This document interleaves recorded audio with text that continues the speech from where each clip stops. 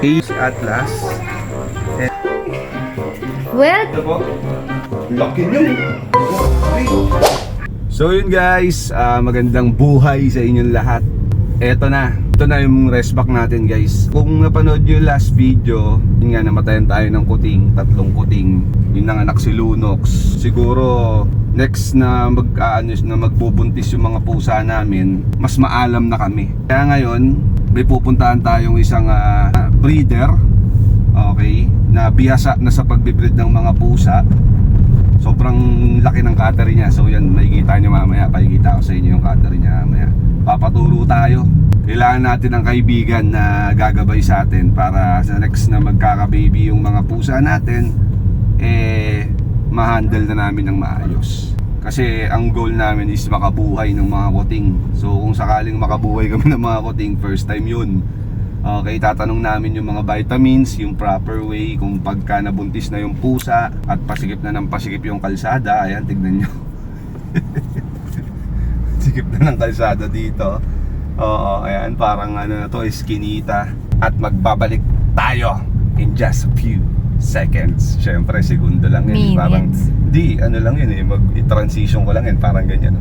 At nakarating na nga kami sa aming destinasyon upang magpaturo ng teknik, ng ipinagbabawal na teknik kung papaano ang tamang paraan ng pag-aalaga ng mga pusakal. At syempre kung mapapansin ninyo ay may dala akong 2 cat carrier para handa kami kung sakaling may magustuhan kaming mga pusa sa cattery ni Boss Dante. Sa sobrang excited ko nga, sinilip ko na agad yung mga alaga niyang pusa. Paano ba naman, bumungad agad sa akin yung British Shorthair niya, kung saan ako nagkaka-interes na lahi ng pusa na gusto kong paramihin. Pero sa kasamaang palad ay may-ari na pala nitong 2 to. Partner nga pala sila. Pero ganun pa man, okay lang yan dahil sigurado ko na marami pa akong pwedeng makita dito. At hindi ako nagkamali, parang pinukaw ang aking atensyon ng isang ito. Paano ba naman, ang laki ng kanyang ulo at ang bait pa. British ko, sana inak.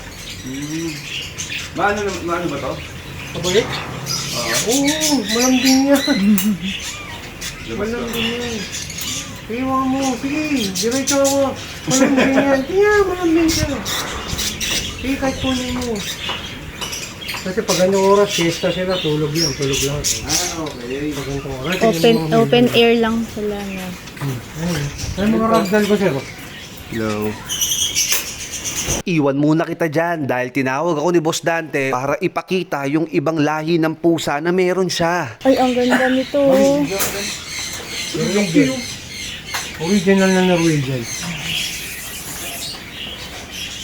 Hindi sila maselan sa init na. Ang laki. Ang laki. Ilan taon na po yan? 1 year old mahigit. Awan. Direct klase. Gusto ko yung ganyan. Gusto ba? Kaso baka kawawain yung mga pusa natin na isa. Hindi pa kasi kami pwede magkuha ng maraming pusa. Kasi wala pang pwesto. Ito yung main ko namin, gusto mo. Ito gusto ko. Ito yung 75, no? Nakakuha na isa. Nakuha Yung na. breeder ko na yan, yung mga breeder ko. Okay. Ito Ang isa. ganda. Ang laki no. Laki. Main con din yan, boss. Ang breeder ko na.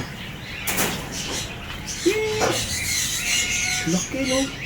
Yung mga Russian. Russian import. Ito maganda daddy ah. Hindi ganda. Ano naman siya, boss? Main ganda. Main con. Ang ganda oh. Ang lalaki nila lalo sa personal. Yung mga Norwegian na kutin. Parang ang gusto ko to. Ang ganda. Lalaki, no? Malaki ito ba? Ito lalaki. 6 months na. Norwegian. Norwegian Forest Cat. Shit. Magkano yung ganyan naman, boss? Pag kuting, mababa ka ng binili, pero yung breeder ko, check ko lang ko 300 bilo ko. Pati ito. Hindi mga paano ko na yan. Mga ititira na yan. Hindi mga pang-out na naman. Pang-out na din to. Na ano yung Magkakano mata niya. binaso 25, 30 yan. Lalaki pa yan. Tatay niya si Bully. Ang nga ito nanay. Yung Kasi ang balahibo niya, May po sila eh. hypoallergenic. Okay. Ang ganda. Daddy gusto ko to. Buntis yan? Buntis na naman yun. Sinong umano? Ay, mag-iisang pero yung naman Norwegian kasi. Okay lang ba yung ganun, Boss Dante? Yung gaganunin? Yun talaga hawak sa kanila sa bato. Hindi siya masasaktan? Nag-free sila. Free sila pag ganun.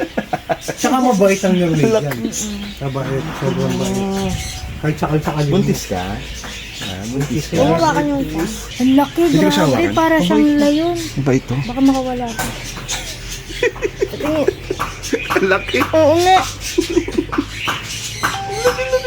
Si Bully. Wala bang nakakita sa akin? Baka may nakakita sa akin, sabihin, laki-laki kong tao, may ikaw na po. Hindi, yung wala ko 6-footer, nagbibit-bit din. Si Kuya Jig. Ano kayo yung si Kuya Jig? Ito yung ano mo to, breeder mo na to. No? Norwegian din.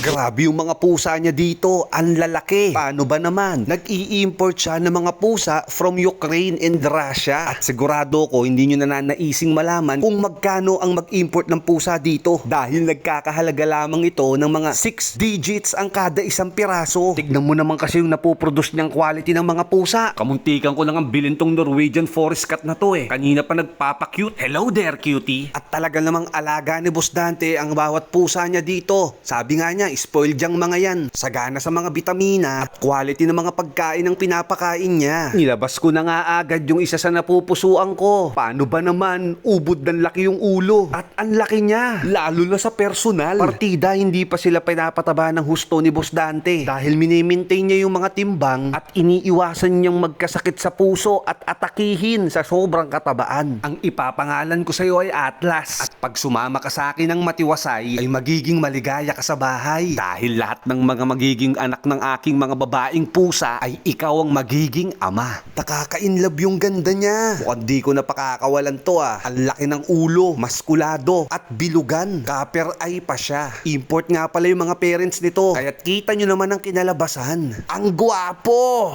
Ilang ml po yung pae mo? 1 ml. Ano mo? Walang selan yun. Ano pagkain niya ba? Power cut tsaka RC. Tapos sanay sila sa dilata.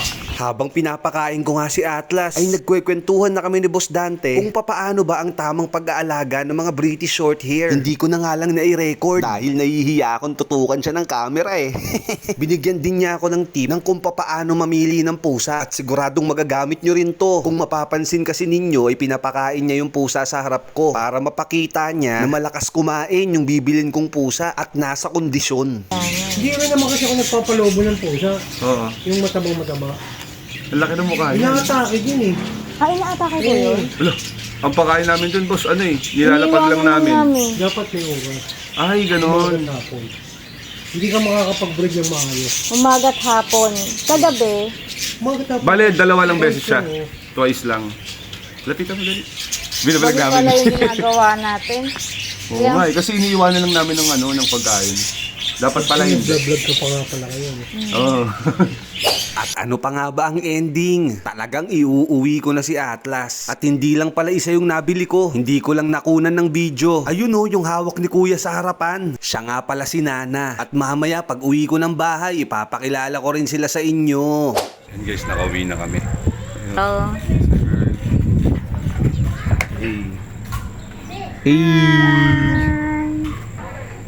Si Atlas and si Nana. Nana. Okay. Then guys, kakauwi lang natin. Palabasin na natin sila Atlas tsaka si Nana. Tara. Siyempre unahin natin si Nana muna. Si Nana. Yan, come here. Yeah.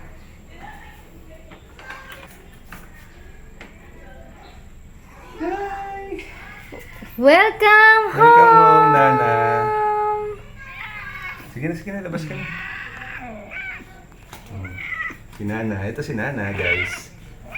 Medyo na-stress sila sa biyahe. Ayun o. Beauty! Sige na, familiarize yourself. Okay? Dito naman tayo. Next naman natin dito natin pakawalan. Si Atlas. Hindi, nagtago si Atlas, i-study niyo na agad Hindi, stud ka naman. Si Atlas. Hi, Atlas! Si Atlas. Welcome Ito si home! Atlas. Atlas. So ito po, si Atlas. Ganda. Ganda. Ang laki. Oh my goodness. Oh, ayan. Laki niya. Grabe. Grabe. Laki ng ulo. Uy, salamin ko yan. Baka mabaksak. Malalaki kayo ah.